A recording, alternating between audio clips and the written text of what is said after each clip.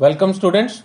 This is Jaideep Manocha, Associate Professor, Department of Information Technology, RA College of Engineering and IT, Jaipur. The video is for final year Information Technology branch. Subject is software testing and validation. Today we are going to finish our syllabus. We are going to take the last topic into account, that is test matrices and measurements. The topic belongs to unit number 5. So let us start the topic. So students, what are the matrices and measurements related to software testing? So as we know, all significant activities in a project need to be tracked to ensure that the project is going as per plan and to decide on any corrective actions. Then the measurements of key parameters is a main part for tracking. So measurements will first entail collecting a set of data, but the data will be raw, so we have to convert into a meaningful way, and this way is known as a matrix. So matrix derive information from raw data with a view to help in decision making. Basically, a matrix is going to tell that what are the relations between different data points and what are the correlations. That means wherever you have taken the observations, what are the correlations between different data points. It is also going to tell about the pointers, that how that particular data will be used. So this is the introduction of matrix and measurements. So simply we will take measurements, we will have some raw data, and we will be converting that data into some particular matrices that we are going to learn in the next slide. So now you can see that when we are going to use a matrix program, then what is the basic representation, that how we can do this. You can see in the diagram there are some rectangular boxes. Identify what to measure, then you have to transfer the measurements into matrices. After that you will decide that what are the operational requirements, then you will go for the matrix analysis. Now if some actions are required, then action will be taken and follow up will be there. You have to refine your measurements and matrices, and again if there are some identifications of new measures, then you can go on. So this cycle will be repeated when you are using a matrix program till your all needs are completed. So while deciding what to measure, the following aspects need to be keep in mind, that what is measure should be relevant to what we are trying to achieve. Okay. And the entities measured should be natural and should not involve too many overheads or measurements. What is measured? It should be at the right level of granularity to satisfy the objective for which you are going to measure, or for which the measurement is being made. So this is the basic of a matrix program. Now you can see here a diagram is there where we are showing some related issues with some people, tester, manager, then tester, then manager. These two peoples are creating a scenario. The tester is saying that we found 100 more defects in the test cycle. Then manager says that what aspect of the product testing produced more defects. Then tester says that sir, it is usability. Then manager says okay, what are the components in the product that produce these more defects. Then tester says sir, migration, data migration was done, then usability produces these defects. So this is a basic conversation where we are going to take a decision related to our matrices. Okay, so this is the basic conversation example that can give you an idea that why we are going to take the matrices into our account, why we are going to use the matrices. Okay, so why matrices in testing? Basically, when we are using matrices, then you can calculate lot of things to know that what is the productivity of test case execution. You can ensure by matrices. You can count the days needed to complete your testing. You can count the days needed to complete your test cases, or some days yet to be executed. If some cases are there, then you can also check it. That means you can count the complete productivity or calculate the complete productivity. More things are there. You can also estimate the total days needed for defect fixes or releases, or the maximum days for release plus regression testing, as you know about the regression testing. So this is the reason that we are using matrices. So basically our matrix is going to identify when to make the release, what to release, whether the product is being released with known quality or not. So if we are using matrices and measurements, then each and everything can be done easily. So here are some types of matrices. Basically, at a broad category, we divide the matrices into two types: product matrix and process matrix. Product matrix can be further divided as project matrix, progress matrix, and productivity matrix. Process matrices are basically test defect matrices and development defect matrices. So you can see the classification here. So we can discuss here. Project matrices, basically these are a set of matrices that indicates how the project is planned and executed. So what is the project matrix? Basically, project matrix is related to the set of matrices. That means it have more than one matrix, and all will be showing that how you will execute the project, how the project is planned and executed. Next is progress matrix, a set of matrices that tracks how the different activities of the projects are in progress are known as progress matrices.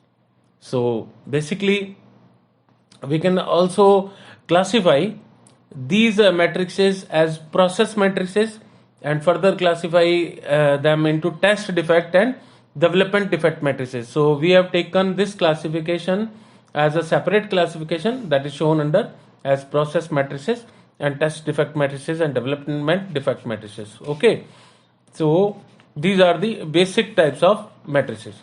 You can see a broad classification here in this diagram. There are a lot of explanation about all kind of matrices. You can see here process matrices and product matrices are divided further, and what they are exactly doing. As you can see that in progress matrix you are going to find defect rate, defect fix rate, outstanding defect rate, priority outstanding rate, defect trend, defect classification trend, and so on. Similarly, you can also identify component wise defect distribution, defect density, and defect removal rate. So please keep all these points into your mind and study this diagram thoroughly. So when we talk about the project matrices, first then what we can achieve. Okay, so first thing you can see here, first point is effort variance, that is planned versus actual. So when the baseline effort estimates, revised effort estimates, and the actual efforts are drawn together or plotted together for all the phases of the software development life cycle, then it provides many insights about the estimation process. As different set of people may get involved in the different phases, then it is a very good idea to plot or draw these effort numbers phase wise. Okay, you have to do it phase wise. So normally these variation charts is plotted as the point revised, estimates are being made, and work is done. So this is your effort variance. Next you can see the schedule variance. Okay, what are the variances regarding the schedule? Again, plan versus the actual schedule. So most software projects are not considered or not concerning about the variance in efforts, because effort is even an important thing, but are also concerned about meeting schedules as well. As that means efforts and meetings are taken together. This leads us to the schedule variance metric. That means it will result in a schedule variance matrix. So schedule variance, like effort variance, is the deviation of the actual schedule from the estimated schedule. There is one difference even, which is not very much important, so we will not discuss it here. So this is schedule variance. Now you can see the next point, that is effort distribution across phases. So students, now you have variance calculations. Variation calculation helps in finding out whether commitments are met on the time and whether their estimation method works well or not. Okay, so this is effort distribution across phases. Additionally, we can say that some indications on product quality can be obtained if your effort distribution across the various phases are captured and analyzed properly. So this is related to effort distribution across your activities, that means your phases. Okay, now we talk about the progress metrics. So basically, progress matrices are divided in two parts, and these are also your process matrices.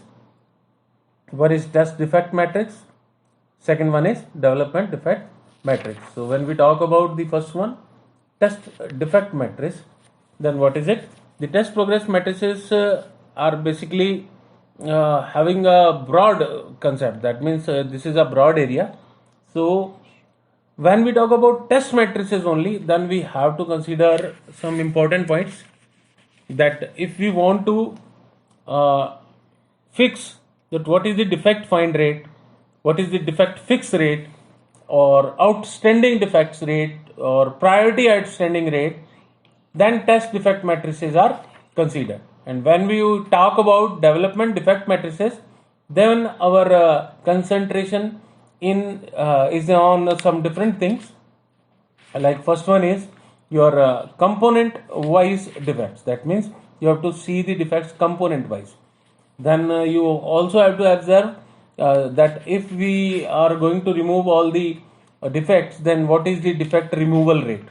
Lot of other points we can also consider. That means KLOC is, that means line of codes. So we have to derive some formulas for each and every kind of matrix. So these are your project and progress matrices.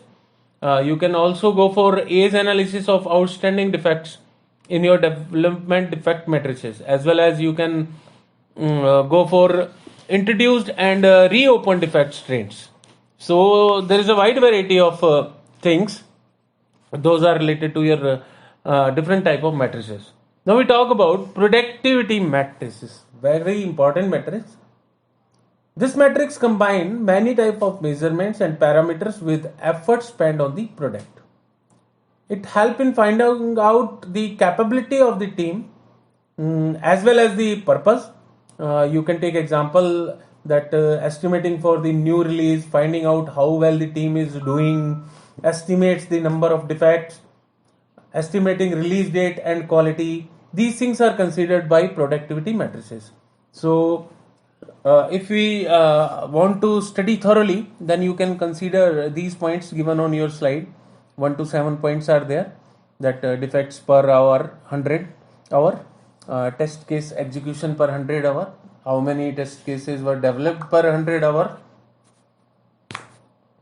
defects per 100 test cases, defect per 100 failed test cases. That means you can take lot of the dimensions. Lot of the dimensions are possible. Test phases effectiveness is also there. So these are productivity matrices basically. Now let us talk about some special type of things. Those are related with our release matrices. Okay, so what are the release matrices? Students, as we know that after all the product will be released. We discussed many types of matrices and how they can be used to determine whether the product is ready for release or not. Now, the decision is to release a product would need to consider many perspectives and several matrices. All the matrices that were discussed in the slides or in the previous sections need to be considered in totally for making the decision of release. Okay, the purpose of this section is to provide you a guideline that will assist in making this decision that now the product will be released or not. So you can see some examples here. In the first column we have taken that what metric we have chosen. After that, what perspective we are going to consider and some instructions for the same. So you can go through this and you can study about release matrices. As for example, when test cases are executed, we are now considering that execution percentage was what and passing percentage what. Then our instruction to the team is that 100% of the test cases should be executed. and the past test cases, that means bypassed, if you have bypassed some case, then it should be like very minimum 99%, 98%. This should be the percentage of the past cases. That means minimum difference should be there. I'm talking about the difference here. Let's say we are talking about defect fix rate, then we will say that defect fixing train matching arrival train should be synchronized. These things are there in release matrices, so you can study this table. This is all about the measurements and matrices related to our subject. So here we finish the course of software testing and validation. Prepare well, and all the best for your examinations. Thank you very much.